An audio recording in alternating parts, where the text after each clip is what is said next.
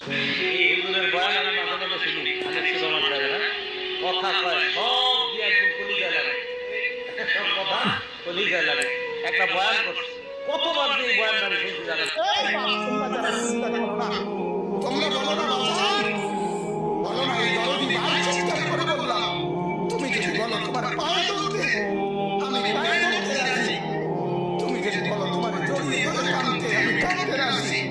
তুমি বলো কেন আল্লাহর সাথে রাগ করলাম, কেন আল্লাহর সাথে রাগ করলাম, কেন আল্লাহর সাথে নারাজ হলাম, কেন সেটা কপালে ছিল না, কেন মালিকের সাথে সারাদিনের এত কিছুর বিনিময়ে আল্লাহ